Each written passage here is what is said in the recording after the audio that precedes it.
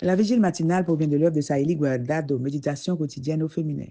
La méditation de ce matin, aujourd'hui, 14 octobre 2025, est tirée de Ecclésiaste 11, verset 6. Dès le matin, sème ta semence, et le soir, ne laisse pas reposer ta main, car tu ne sais point ce qui réussira, ceci ou cela, ou si l'un et l'autre sont également bons. Elle confectionne pour tous. Page 295. Aujourd'hui, dans le cadre de la Journée internationale de la couturière, je voudrais vous raconter une histoire. Un homme distingué est venu dans l'atelier d'Hélène et lui a laissé un grand rouleau de tissu blanc sur la table avec pour instruction de couper divers costumes de différentes tailles pour toutes sortes de personnes. Elle devait simplement les couper et les préparer pour le moment où le client en aurait besoin. Hélène a commencé à couper les costumes sans relâche, mais elle s'est bientôt sentie épuisée. Il lui semblait que beaucoup des personnes pour lesquelles elle travaillait n'étaient pas dignes de son travail. Cela faisait 20 ans qu'elle confectionnait des vêtements et elle avait le sentiment que son travail n'était ni apprécié ni utile. Lorsque le client est revenu, Hélène lui a parlé du cas d'une femme en particulier pour laquelle elle devait préparer un vêtement.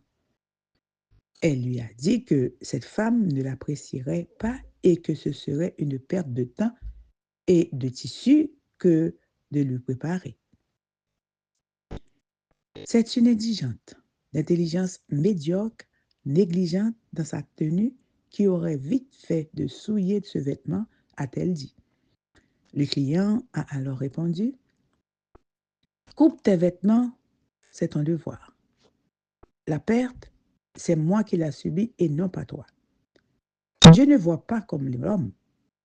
Il planifie le travail qu'il veut accomplir et vous ne savez pas ce qui prospérera, ceci ou cela. À ce moment-là, Hélène a levé ses mains abîmées par le long usage des ciseaux et, tremblante, a continué son travail, mais elle s'est lassée à nouveau.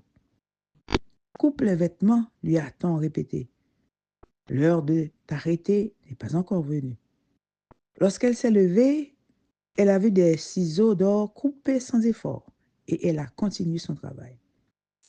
Ellen White a eu cette vision dans la nuit du 6 février 1868 après avoir ressenti un grand épuisement physique dû au dur travail qu'elle effectuait.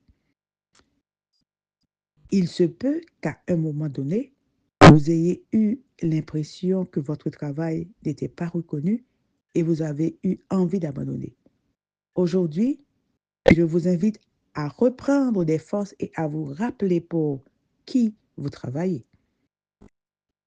Celui qui vous a donné votre don, peu importe lequel, veut que vous l'utilisiez pour tous. Vous ne savez pas qui sera au ciel grâce à votre travail.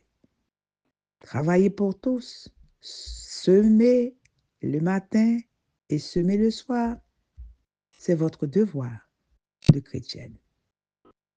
Amen, amen, amen. Heureuse de travailler pour Dieu. Que Dieu vous bénisse. Bonne journée.